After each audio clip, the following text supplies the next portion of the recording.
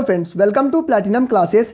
दोस्तों, आज का यह वीडियो बहुत ही ज़्यादा खास है। आज के इस वीडियो में हम डिस्कस करेंगे क्लास 10th आईटी कोड 402 का पार्ट ए एम्प्लॉयबिलिटी स्किल्स का यूनिट नंबर 1 कम्युनिकेशन स्किल्स के कंप्लीट नोट्स को। तो अगर आपको यह नोट्स चाहिए तो हमारे ऑफिशियल ऐप को डाउनलोड कर सकते हैं। वहां पर आपको notes, MCQ, summary, important question answer सभी कुछ आपको एक जगह मिलेगा। ऐप का नाम है क्रैक माई सीबीएसई। आप इसे प्ले स्टोर से डाउनलोड कर सकते हैं। पार्ट ए एम्प्लॉयबिलिटी स्किल्स में टोटल 5 यूनिट है। आज के इस वीडियो में हम डिस्कस करेंगे यूनिट नंबर 1 कम्युनिकेशन स्किल्स के कंप्लीट नोट्स को। मैं गारंटी के साथ कहता हूं कि अगर आप इस वीडियो को पूरी देख लेते हैं, इसके बाद आपके मन में इस चैप्टर से रिलेटेड किसी तरह कोई डाउट नहीं बचेगा और कोई अदर वीडियो देखने की ज़रूरत नहीं पड़ेगी। यह जो वीडियो का जो नोट्स है ये एनसीईआरटी बुक से बनाई गई है, तो बिल्कुल 100% करेक्ट नोट्स है। तो चलिए इस वीडियो को स्टार्ट करते हैं और यूनिट नंबर 1 कम्युनिकेशन स्किल्स को आज के इस कंप्लीट वीडियो में समझते हैं। सबसे पहला सेशन में आप लोगों को पढ़ना है मेथड्स ऑफ कम्युनिकेशन। उससे पहले जानते हैं कि कम्युनिकेशन होता क्या है। तो लैटिन में एक वर्ड है कम्युनिकेयर, जिसका मतलब है टू शेयर। उसी से कम्युनिकेशन बना है। यानी कि कम्युनिकेशन का मतलब होता है जब आप अपनी बातों को एक दूसरे से शेयर करते हैं, एक दूसरे के पास पहुंचाते हैं, उसे ही हम कहते हैं कम्युनिकेशन। एक अच्छा कम्युनिकेशन होने के लिए आपकी बातों में क्लैरिटी होनी चाहिए और कॉन्साइज होनी चाहिए। यानी आप अपनी बातों को घुमा घुमा करके नहीं बताएंगे, टू द पॉइंट बताएंगे और बिल्कुल अच्छे तरीके से बताएंगे, क्लियर बताएंगे। उसे ही हम एक अच्छा कम्युनिकेशन कहते हैं। अब बात करते हैं कम्युनिकेशन के 3 पार्ट्स की। तो किसी भी कम्युनिकेशन में टोटल 3 पार्ट होता है। पहला पार्ट होता है ट्रांसमिटिंग। ट्रांसमिटिंग का मतलब हो गया कि मैसेज को भेजना। तो मैसेज को भेजने का काम कौन करता है? सेंडर करता है। तो sender transmit the message through one medium और अनदर। किसी भी मीडियम से सेंडर क्या करता है? अपनी मैसेज को भेजता है। उसे ही कहेंगे हम ट्रांसमिटिंग। उसके बाद आते हैं लिसनिंग। अब सेंडर ने मैसेज भेज दिया तो उसके बाद कोई व्यक्ति होगा जो रिसीव करेगा। तो लिसनिंग का काम कौन करेगा? रिसीवर। रिसीवर उस बात को सुनेगा, समझेगा कि क्या बातें वहाँ पर बताई गई थी। उसके बाद नेक्स्ट आते हैं फीडबैक। जब सेंडर ने रिसीवर को कोई मैसेज भेजा तो उसे कैसे पता चलेगा कि जो मैसेज है करेक्ट पहुंच गया या नहीं पहुंचा? इसके लिए फीडबैक आता है। यानी कि जो रिसीवर है वो बताता है सेंडर को कि आपकी बातें मुझे अच्छे से समझ में आ गई, आपने जो मुझे बताया वो मैंने सुना। तो ये कंफर्मेशन देने के लिए फीडबैक आता है। ठीक है, जब सेंडर ने कुछ रिसीवर को भेजा तो रिसीवर उसको रिप्लाई करता है कि मुझे आपकी बातें समझ में आ गई। यही होता है फीडबैक। तो ये 3 पार्ट होता है कम्युनिकेशन के। नेक्स्ट आते हैं कम्युनिकेशन प्रोसेस में कौन कौन से एलिमेंट्स लगते हैं, कौन कौन सी टर्म्स आते हैं। तो सबसे पहला टर्म आता है किसी भी कम्युनिकेशन में सेंडर का। तो सेंडर वही व्यक्ति होता है जो सबसे पहले कम्युनिकेशन को स्टार्ट करता है और सबसे पहले अपनी बातों को भेजता है। दूसरा क्या होता है? मैसेज। तो मैसेज क्या है? वो इन्फॉर्मेशन जो सेंडर ने भेजना था, जो सेंडर भेजा चाहता था या फिर जो सेंडर ने भेजा, उसे हम कहेंगे मैसेज। तीसरा होता है चैनल। तो अब जो सेंडर है वो मैसेज को तो भेज रहा है, तो किस चैनल से भेज रहा है, किस मेथड से भेज रहा है। जैसे कि वो आपके मोबाइल पे भेज सकता है, वो आपके यूट्यूब से भेज सकता है, वो ईमेल से भेज सकता है, पत्र लिख के भेज सकता है। तो उसके पास अलग अलग चैनल है, अलग अलग मीडियम है, उससे वो मैसेज को भेज सकता है। नेक्स्ट है रिसीवर। अब देखिए मैसेज भेजने का भी काम हो गया, तो अब आता है रिसीवर का काम। तो वो व्यक्ति जो मैसेज को रिसीव करता है, जो सुनता है, समझता है, उसे ही कहेंगे रिसीवर। और फीडबैक क्या होता है? जब रिसीवर ने उस बात को सुन लिया उसके बाद वो रिस्पॉन्स करता है कि मुझे आपकी बातें सुनाई दी, मुझे ये बातें समझ में आई। तो ये कम्युनिकेशन का एलिमेंट्स होता है, प्रोसेस होता है। नेक्स्ट बात करते हैं मेथड्स ऑफ कम्युनिकेशन। तो हम लोग कम्युनिकेशन किस किस तरीके से कर सकते हैं। तो सबसे पहला तो आप कम्युनिकेशन फेस टू फेस कर सकते हैं। उसके बाद आप कम्युनिकेशन बहुत तरह के इनफॉर्मल तरीके से कर सकते हैं, ईमेल के जरिए कर सकते हैं, नोटिस बना सकते हैं, आप बिजनेस की मीटिंग कर सकते हैं। उसके बाद फ़ोन कॉल, मैसेज, न्यूज़लेटर से भी आप कम्युनिकेशन कर सकते हैं। तो कम्युनिकेशन का बेसिक मतलब यही होता है, आप अपनी बातों को एक जगह से दूसरे जगह पहुंचाना, दूसरे व्यक्ति तक पहुंचाना, वही कम्युनिकेशन होता है। तो अलग अलग मेथड है, आप किसी भी तरीके से अपनी बातों को पहुंचा सकते हैं। नेक्स्ट बात करते हैं choosing the right method of communication depends on. अब आपके पास बहुत सारा मेथड है कि किस किस तरह से कम्युनिकेट कर सके। उसके लिए जब आपको बात आती है राइट मेथड की, तो आप किस तरह से चुन सकते हैं। तो उसके लिए आपको 2-3 बातों का ध्यान रखना है। जैसे टारगेट ऑडियंस, आज मुझे ये IT कोड 402 पढ़ाना है, तो मैं YouTube का सहारा इसलिए लिया क्योंकि मेरे पास ऑडियंस ज़्यादा है, मैं एक समय में बहुत सारे बच्चों को पढ़ा सकता हूँ। तो मैंने ऑडियंस को देखा। उसके बाद कॉस्ट देखा जाता है कि जो आप मैसेज भेज रहे हैं उसमें कॉस्ट कितना लग रहा है। जितना कम कॉस्ट लगे वो ज़्यादा अच्छा होता है।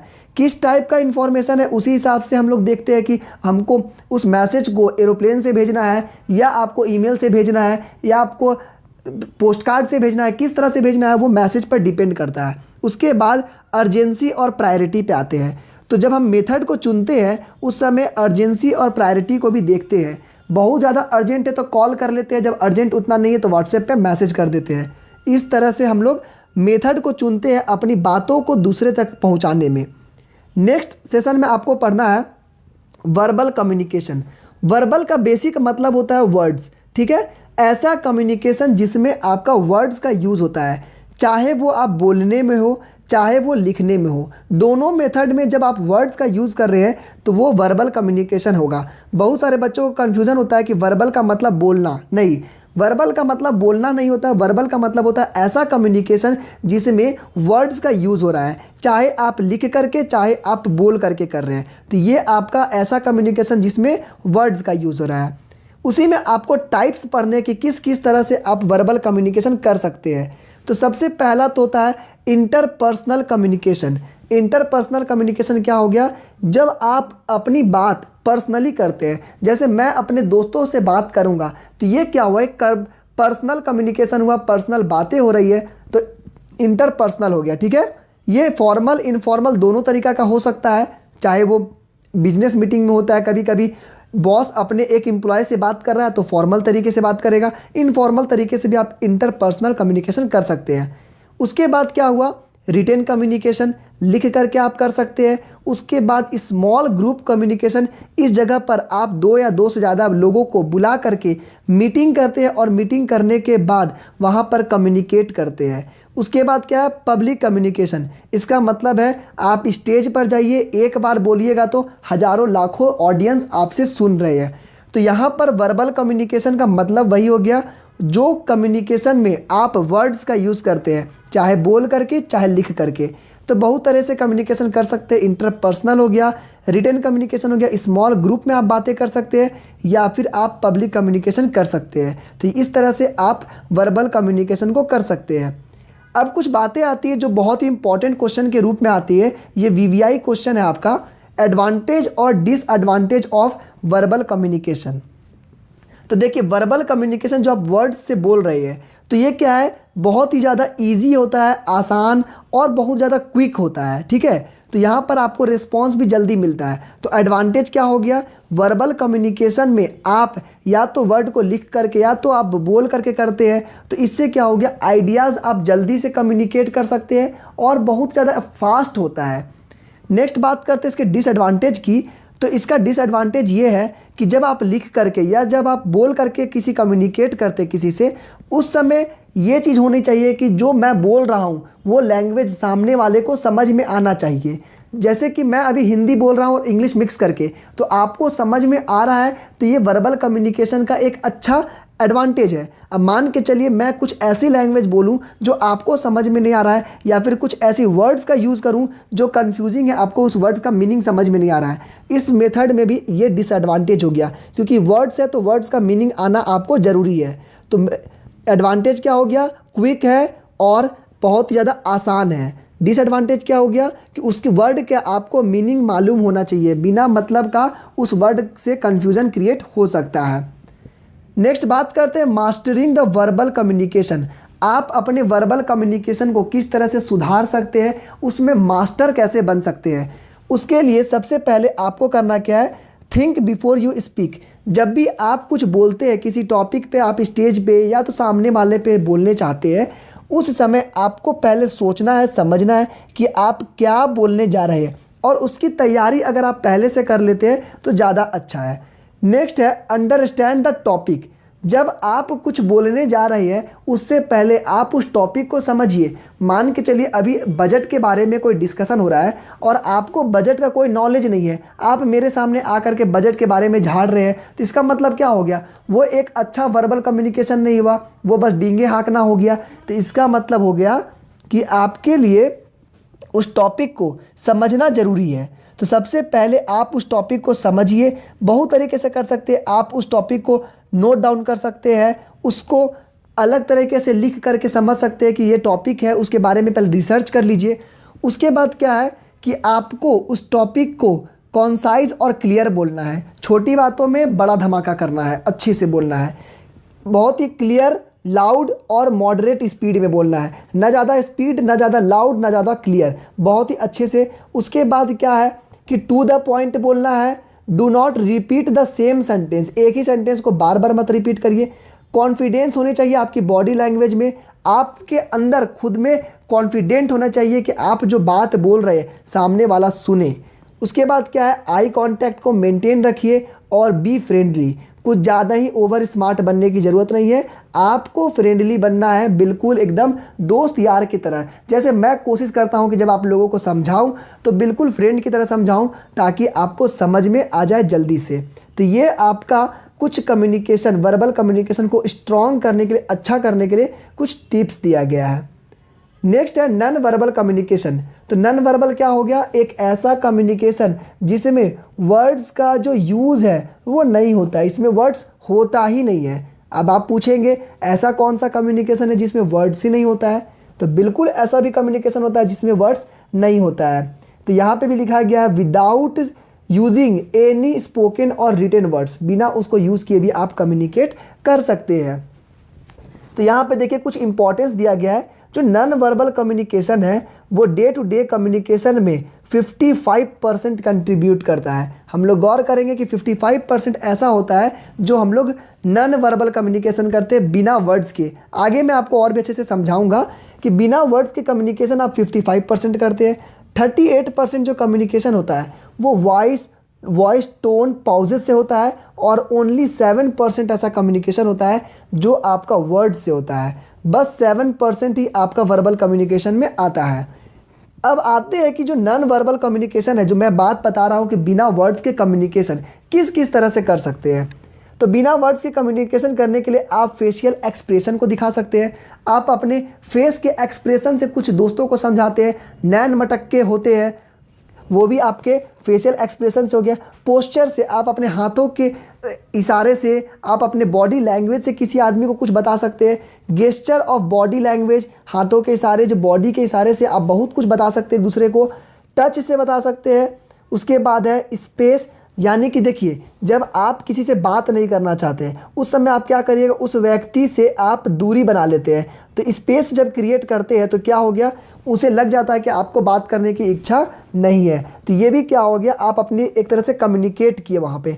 आई कांटेक्ट हो गया। उसके बाद पैरा लैंग्वेज, इसका मतलब क्या हो गया, आपका टोन, आपका स्पीड और आपका वॉल्यूम ऑफ वॉइस, ये आपका नॉन वर्बल कम्युनिकेशन में आ रहा है। क्योंकि टोन, स्पीड और वॉल्यूम में आपका वर्ड्स का तो कोई काम है नहीं। यहाँ पर आपका देखा जाता है कि किस टोन में, किस स्पीड में, किस वॉल्यूम में बोल रहे हैं। तो नॉन वर्बल कम्युनिकेशन जिसमें आपका वर्ड का यूज़ नहीं होता है, बहुत तरह के से कर सकते हैं। ये कुछ एग्जाम्पल मैंने आपको बता दिया। यहाँ पे कुछ एग्जाम्पल आपको देखना है। Visual communication. विजुअल कम्युनिकेशन क्या होता है, एक ऐसा कम्युनिकेशन जिसमें आप देख करके कम्युनिकेट करते हैं। ठीक है, बिना बोले, बिना वर्ड्स का यूज़ किए, देख करके। जैसे कुछ साइंस होते हैं, आप रोड पे जाइएगा, नो पार्किंग जोन आपको मिल जाएगा, नो एंट्री का जोन मिल जाएगा, नो मोबाइल का जोन मिलेगा। इस तरह के कुछ कुछ आपको साइंस मिलेगा। उसमें आपको ना तो कुछ पढ़ने की ज़रूरत है, ना कुछ आपको वर्ड्स यूज़ करने की। यहाँ पर आप बस फोटो देख करके समझ सकते हैं। तो यही आपका होता है विजुअल कम्युनिकेशन। नेक्स्ट बात करते हैं सेशन 4 में, communication cycle and importance of feedback. तो अभी आपको बताए थे फीडबैक क्या होता है। जब रिसीवर कोई मैसेज को लेता है तो वो वापस रिप्लाई करता है कि मुझे क्या क्या बातें समझ में आई या फिर क्या गड़बड़ है। अब इसी के बारे में बात करना, डिस्कशन करना है बहुत ही ज़्यादा डीपली कि फीडबैक क्या होता है। तो देखिए किसी भी कम्युनिकेशन के लिए फीडबैक का होना बहुत ज़रूरी है। जैसे कि आप स्टेज पर गए, आप एक भाषण दिए या फिर आप एक पोएम सुनाएं, उसके बाद टीचर आपको कमेंट करती है कि देखो आपने यहाँ पर गलती किया, आपका टोन ऐसा रहना चाहिए, आपके ये पॉइंट्स गलत थे, आपका जो लैंग्वेज था उसमें ये प्रॉब्लम था। तो जब टीचर आपको फीडबैक देती है, उस फीडबैक लेने के बाद आपके अंदर क्या होता है, निखार आता है। आप नेक्स्ट टाइम उससे अच्छा बोलेंगे, नेक्स्ट टाइम उससे और अच्छा बोलेंगे।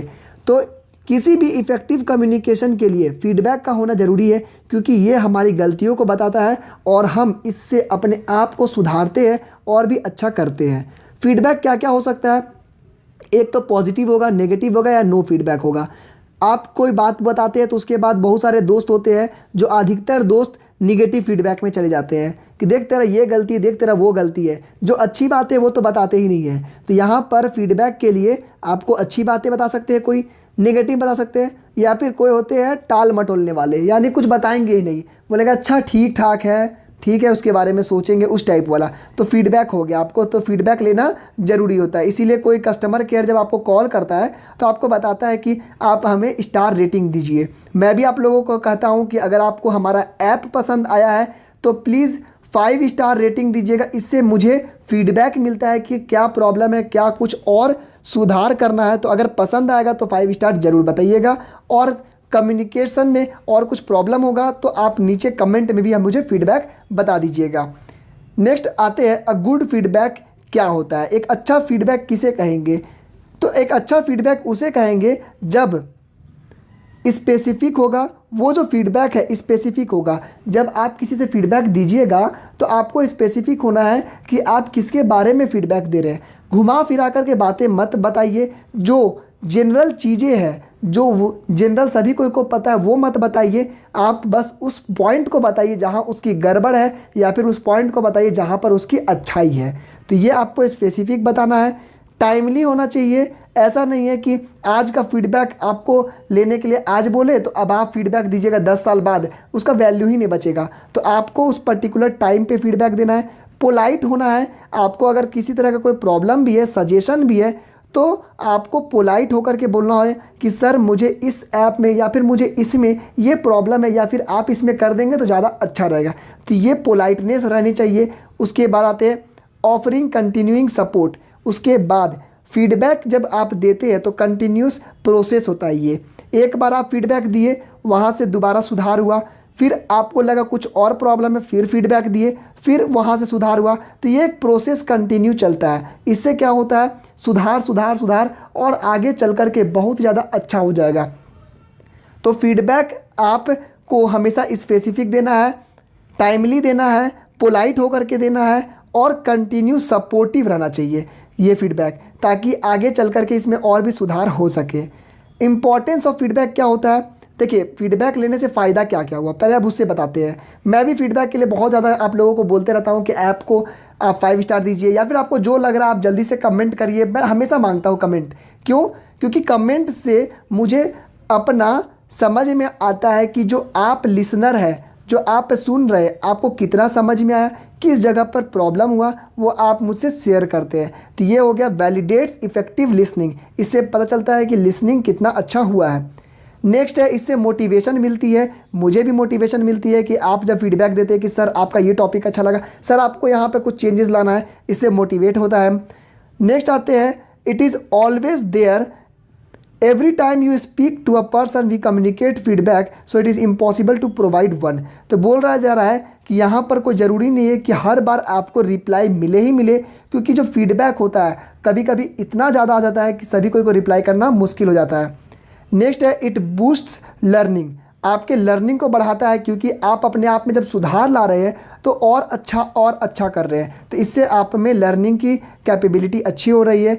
It improves performance. जब आप फीडबैक लेते हैं, आप अपने आप में सुधार करेंगे तो आपके परफॉर्मेंस खुद ब खुद सुधर जाएगी। तो यहाँ पे कुछ इंपॉर्टेंट फीडबैक के जो पॉइंट्स हैं आपको याद रखने हैं। नेक्स्ट सेशन 5 में आपको पढ़ना है बैरियर्स टू इफ़ेक्टिव कम्युनिकेशन। देखिए इफ़ेक्टिव कम्युनिकेशन क्या होता है, उसके बाद हम लोग आएंगे बैरियर्स के बारे में। इफ़ेक्टिव कम्युनिकेशन यानी कि अच्छा कम्युनिकेशन किसे कहेंगे, तो एक अच्छा, एक शानदार कम्युनिकेशन के लिए आपको 7 C's का एक फॉर्मूला दिया गया है, 7 C का एक फॉर्मूला दिया गया है। उस C के फॉर्मूला को आपको अच्छे से याद रखना है। फॉर्मूला क्या है? सबसे पहले आपकी बातें क्लियर होनी चाहिए, कॉन्साइज होनी चाहिए, कंक्रीट होनी चाहिए, यानी बातों में दम होना चाहिए। जो आप बात बोल रहे हो उसमें दम होना चाहिए, एक जान होना चाहिए। एग्जैक्ट उसी वर्ड को, उसी फ्रेज़ को यूज़ करिए जो आप बोलना चाहते हैं। उसके बाद आपकी इन्फॉर्मेशन करेक्ट होनी चाहिए। बातों को उल्टा सीधा बताने से अच्छा है कि आप कम्युनिकेशन में करेक्ट इन्फॉर्मेशन दीजिए। कोहेरेंट होनी चाहिए। जब आप किसी टॉपिक पे बात कर रहे हैं तो आपको भी उसी टॉपिक पे कमेंट करना है। ऐसा नहीं है कि जब आप बातें चल रही है बजट की और आप बातें कर रहे हैं वहाँ पर बाढ़ के और ऐसे ऐसी बातें कर रहे हैं जिसका कोई लेना देना नहीं उस टॉपिक से, तो आपको उस टॉपिक पे रहना है। कंप्लीट आपको बोल रहना है। और लास्ट वन है कर्टियस होना चाहिए, यानी आपको पोलाइट होकर के अच्छे से बातों को बोलना है, फ्रेंडली होकर के बातों को बोलना है। तो एक इफ़ेक्टिव कम्युनिकेशन के लिए आपके पास 7 C का एक फॉर्मूला है, VVI है, बिल्कुल याद रखिएगा। ये क्वेश्चन आपको एग्जामिनेशन में पिछले साल भी पूछा गया था और ये कंटिन्यू पूछा ही जाएगा। तो 7 C का एक फॉर्मूला है जिससे आप अपने कम्युनिकेशन को अच्छे कर सकते हैं, तो इसको नोट कर लीजिएगा। नेक्स्ट अब आते हैं बैरियर्स टू इफेक्टिव कम्युनिकेशन। एक अच्छा कम्युनिकेशन का बैरियर क्या क्या होता है, प्रॉब्लम क्या क्या होता है उसके बीच में। तो सबसे पहला प्रॉब्लम जो होता है वो फिजिकल बैरियर होता है। फिजिकल बैरियर का मतलब क्या हो गया? Environmental barrier. जब आप अपनी बातों को बोलते हैं या फिर जब आप कम्युनिकेट करना चाहते हैं उस कंडीशन में, मान के चलिए मैं अभी आपको पढ़ा रहा हूँ और बगल में बहुत ज़्यादा गर्मी आ रहा है, पंखा नहीं चल रहा है, AC नहीं चल रहा है। इस कंडीशन में गर्मी में अगर आपको कुछ काम करने बोला जाए तो आप नहीं कर पाएंगे। तो ये क्या हो गया? फिजिकल बैरियर है, इन्वायरमेंटल बैरियर है। आपका इन्वायरमेंट अच्छा होना चाहिए कम्युनिकेशन के लिए। दूसरा है लिंग्विस्टिक बैरियर। लिंग्विस्टिक का मतलब हो गया लैंग्वेज का जो बैरियर है। कभी कभी ऐसा होता है जो सेंडर है वो मान के चलिए मलयालम बोल रहा है और रिसीवर जो इंग्लिश जानता है, दोनों के बीच में कम्युनिकेशन हो ही नहीं सकता है। तो ये लिंग्विस्टिक बैरियर हो गया, आपके लैंग्वेज का बैरियर। उसके बाद आता है इंटरपर्सनल बैरियर, अपने आपसी बैरियर भी होता है। आपके मन में किसी एक दूसरे जो दोस्त है या फिर कोई दुश्मन है आपके, उसके प्रति द्वेष है, लड़ाई है, तो आपके बीच में कम्युनिकेशन अच्छा नहीं हो पाएगा। वो एक बैरियर है, ये आपको हमेशा याद रहेगा कि उसने मुझे धोखा दिया तो मैं उससे अच्छे से बातें नहीं कर पाऊँगा। नेक्स्ट है ऑर्गेनाइजनल बैरियर। ये क्या होता है? इसका मतलब होता है ये एक स्ट्रक्चर है। जब आप ऑफिस में जाएंगे, जब आप स्कूल में जाएंगे, जब आप कहीं एक बड़े प्रतिष्ठान में जाएंगे तो वहाँ पे देखे होंगे कि कुछ कस्टम है, कुछ रूल्स है। आप अपने प्रिंसिपल से, आप अपने टीचर से मजाक नहीं कर सकते हैं, आप अपने बॉस से मजाक नहीं कर सकते। तो ये क्या हो गया? एक बैरियर है, आपके कम्युनिकेशन को एक बांध दे रहा है कि आपको सर्टेन यही चीज़ यूज़ करना है, आप सर्टेन यही रूल्स लगा करके ही आप उनसे बात कर सकते हैं। तो ये ऑर्गेनाइजनल बैरियर है। नेक्स्ट है कल्चरल बैरियर। कभी कभी ऐसा होता है कि आपका कल्चर दूसरे के कल्चर से मैच नहीं करता है, दोनों के कल्चर में बहुत ज़्यादा डिफरेंस होता है। जब डिफरेंस होता है तो दोनों में कम्युनिकेशन में अच्छा नहीं होगा, ठीक है। अब मान के चलिए कि बहुत कोई का पसंद कुछ और होता है, दूसरे का पसंद कुछ और होता है। तो एक कल्चरल तौर पर जब आपकी मत जो है, जो आपकी जो सोच है नहीं मैच कर रही है तो आपका कम्युनिकेशन भी अच्छा नहीं होगा। तो ये सब बैरियर्स होते हैं। इन बैरियर्स को ख़त्म करने का, ठीक करने का क्या क्या उपाय है, आप किस तरह से ठीक कर सकते हैं। तो सबसे पहले तो आप इन बैरियर को हटाने के लिए सबसे पहला लैंग्वेज को सिंपल करिए, जितना हो सके एक कॉमन लैंग्वेज में बोलिए जो कि सभी को समझ सके। दूसरा, कल्चर और रिलीजन या ज्योग्राफी पे एजम्पशन को हटा दीजिए। आपके मन में जो चल रहा है कि उस पर्टिकुलर रीजन के लोग गंवार हैं, उन पर्टिकुलर रीजन के लोग को कुछ नहीं आता है या फिर वे बहुत ज़्यादा समझदार है, बहुत ज़्यादा, तो इस तरह का जो सोच है उसको हटाइए। उसके बाद है कम्युनिकेशन में जितना हो सके पर्सन टू पर्सन करने की कोशिश करिए, बार बार कोशिश करिए अलग अलग लोगों से बात करने का, तब आप इस बैरियर को हटा सकते हैं। उसके बाद आप विजुअल्स को यूज़ कर सकते हैं। जब आप मान के चलिए लैंग्वेज नहीं काम कर रहा है तो उस जगह पे आप ड्राइंग बना करके समझा सकते हैं। टेक हेल्प ऑफ ट्रांसलेटर, आप ट्रांसलेटर को यूज़ कर सकते हैं ताकि अलग अलग लैंग्वेज का जो बैरियर है वो ठीक हो सके। और उसके बाद सबसे लास्ट पॉइंट है, आपको रिस्पेक्टफुल होना है अदर ओपिनियन के। सामने वाला जो बात बोल रहा है उस पर आपको रिस्पेक्टफुल होना है। आप उसको पसंद करते हैं या नहीं करते हैं वो अलग की बात है, लेकिन आपको उसकी ओपिनियन पे रेस्पेक्टफुल होना है। आपको अच्छे से उसकी बातों को सुनना है, समझना है। सेशन 6 में आपको पढ़ना है राइटिंग स्किल्स। देखिए इस चैप्टर में जो सेशन 6 और 7 है बेसिकली ये इंग्लिश का चैप्टर है और यहाँ पर जो सिंपल टॉपिक्स पढ़ने हैं जो कि आप शुरू से पढ़ते हुए आ रहे हैं, इसीलिए मैं आपको यहाँ पर बहुत ही सिंपल शब्दों में जो आपको एग्जामिनेशन पॉइंट ऑफ व्यू से इंपॉर्टेंट है वही बातें बताऊँगा। तो सेशन 6 में आपको राइटिंग स्किल्स पढ़ना है, पार्ट्स ऑफ स्पीच। तो पार्ट्स ऑफ स्पीच क्या होता है? पार्ट्स ऑफ स्पीच का मतलब होता है कि जो आप बातें बोलते हैं, जो आप सेंटेंस यूज़ करते हैं, उस सेंटेंस में अलग अलग वर्ड्स है। जैसे इस सेंटेंस में आप देखेंगे राइटिंग एक अलग वर्ड है, स्किल अलग वर्ड है, आर अलग है, पार्ट अलग है, ऑफ, वर्बल, कम्युनिकेशन, सब अलग अलग वर्ड्स हैं। तो उनका अपना अपना क्राइटेरिया होता है, अपना अपना कैरेक्टर होता है कि वे किस पार्ट में आते हैं। तो स्पीच के टोटल 8 पार्ट्स है, उसको आगे भी हम लोग डिस्कस करेंगे। उसके बाद आपको ध्यान रखना है कि जब आप कुछ बातें लिखते हैं तो कैपिटल का जो रूल है, कैपिटल का रूल को आपको ध्यान रखना है कि कौन से वर्ड कैपिटल होंगे नहीं होंगे। ये सब बातें आप लोगों को पहले से पता है कि स्टार्टिंग के लेटर कैपिटल होते हैं, किसी का नाम कैपिटल होता है, तो इन बातों को ध्यान रखना है। पंचुएशन पे ध्यान देना है, full stop, comma, question mark, exclamation mark कहाँ पे लगेगा। पार्ट्स ऑफ स्पीच के बारे में बात करें तो स्पीच के टोटल 8 पार्ट्स हैं, यानी किसी भी सेंटेंस को आप 8 पार्ट्स में आप सारे वर्ड्स को आइडेंटिफाई कर सकते हैं। या तो वो वर्ड नाउन होगा, प्रोनाउन होगा, एडजेक्टिव होगा, वर्ब होगा, एडवर्ब होगा, कंजक्शन होगा, प्रीपोजिशन होगा या इंटरजेक्शन होगा। यही 8 में से कोई एक चीज़ हो सकता है, कोई भी वर्ड। सेशन 7 में आपको पढ़ना है राइटिंग स्किल्स। राइटिंग स्किल्स का मतलब क्या हो गया, आप किस तरह से लिखते हैं। इसमें भी बेसिकली आपको वही बातें बताई जाएगी जो आप पहले से जानते हैं। तो यहाँ पर आपको एक्टिव और पैसिव वॉइस को जानना है। तो देखिए किसी भी सेंटेंस को आप 2 तरीके से लिख सकते हैं, या तो एक्टिव या तो पैसिव। एक्टिव का एक एग्जांपल देखिए, Ram is reading a book. उसी चीज़ को पैसिव में कैसे लिखेंगे, a book is being read by Ram. तो सेम वर्ड है, सेम मतलब कि सेंटेंस है, सेम उसका मतलब है, लेकिन यहाँ पर जो आपका सब्जेक्ट वो राम है और यहाँ पे सब्जेक्ट हो जाएगा वर्ब। यानी कि आप समझ सकते हैं इसी वर्ड ये आपका इस डायरेक्शन में गया, तो अगर आप पैसिव वॉइस में लिखेंगे तो इसको उल्टे ऑपोजिट डायरेक्शन में लिखेंगे। ये एक अलग वास्ट टॉपिक है, इसको कभी बाद में डिस्कस किया जाएगा जब आप बड़े क्लास में जाएंगे तो बस इतना समझ लीजिए। उसके बाद अब आते हैं टाइप्स ऑफ सेंटेंस। सेंटेंस कितने तरीके से हो सकता है। तो सेंटेंस के जो हर वर्ड है उसको तो हम आइडेंटिफाई कर सकते हैं 8 में, लेकिन यहाँ के जो सेंटेंस होते हैं वो 4 तरह का हो सकता है। पहला स्टेटमेंट या डिक्लेरेटिव, यानी जब आप बोलते हैं I am going to market, यह क्या है, स्टेटमेंट है या डिक्लेयर है। उसके बाद क्या है, क्वेश्चन या इंटरोगेटिव, आप किसी से क्वेश्चन पूछ सकते हैं तो वो भी आपका एक सेंटेंस का टाइप हो गया। उसके बाद इमोशन या रिएक्शन है कि किस तरह से, जैसे कि आप हिंदी में बोलते हैं अरे वो गिर गया, तो इसका मतलब क्या हो गया, एक्सक्लेमेटरी सेंटेंस हो गया। और लास्ट हो गया ऑर्डर और इम्परेटिव सेंटेंस। जब आप किसी को ऑर्डर देते हैं कि go back to your seat, ये आपका एक ऑर्डर हो गया, तो ये भी आपका सेंटेंस का फॉर्म हो गया। तो ये 4 तरीके के सेंटेंस होते हैं, ये आपको बस थोड़े से आइडिया ले लेने चाहिए। तो यहाँ पर आपको यह चैप्टर कंप्लीट हो गया है। इस चैप्टर को मैंने कंप्लीटली आपको डिस्कस किया हूँ। अब आपको यूनिट नंबर 1 से किसी तरह का कोई डाउट नहीं होगा, सारा चैप्टर कंप्लीट हो चुका है। यहाँ पर आपको इससे रिलेटेड किसी तरह का कुछ और नहीं पढ़ना पड़ेगा। नेक्स्ट वीडियो सीरीज़ में मैं आप लोगों को इंपॉर्टेंट क्वेश्चन आंसर MCQ लेकर के आऊँगा। तब तक के लिए आप हमारे ऐप को डाउनलोड कर लीजिए। क्रैक माई CBSE ऐप है, उस ऐप में आपको सभी कुछ बिल्कुल फ्री ऑफ कॉस्ट मिलेगा, वहाँ पर आप डाउनलोड कर सकते हैं। आई होप कि आप लोगों को वीडियो पसंद आया होगा। तो प्लीज़ आप भी मुझे फीडबैक दीजिए, कमेंट करिए और पसंद आया है तो लाइक करिए, नए हैं तो सब्सक्राइब कर लीजिए ताकि आने वाले सारे वीडियोस आपको इसी तरह से मिलते रहेंगे। आज के इस वीडियो में बस इतना ही। Thank you and have a nice day.